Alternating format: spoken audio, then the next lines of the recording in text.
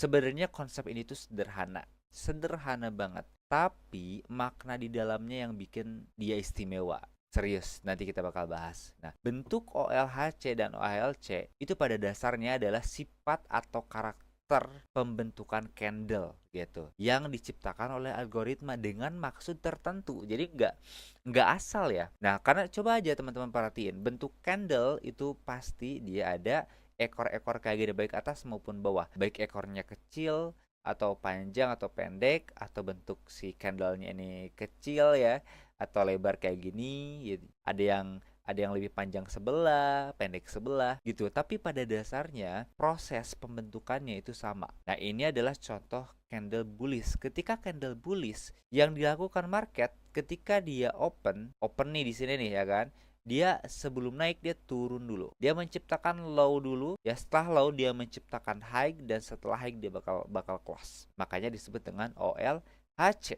Nah, ketika dia turun ini atau low ini adalah fase yang disebut dengan manipulasi.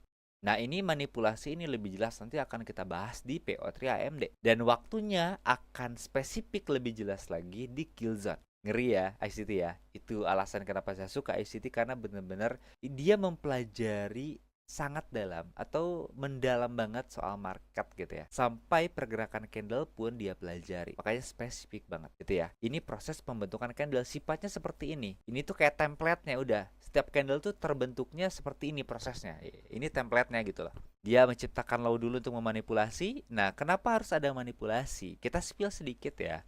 Nah, ini adalah kenapa market menciptakan manipulasi? Karena untuk menciptakan liquidity. Bayangin aja contoh ya. Ketika market ini turun ya setelah open gitu ya, apa yang dipikirkan oleh trader pemula, trader retail, apa yang dipikirkan gitu ya. Oh, ini market lagi bearish ya.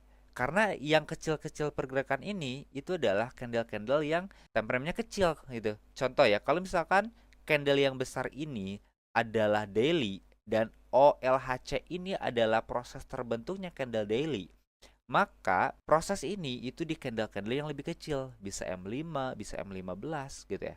Nah, di M5 atau M15 sudah pasti proses ketika pembentukan low ini ya kan itu dianggap bearish trend atau trend bearish.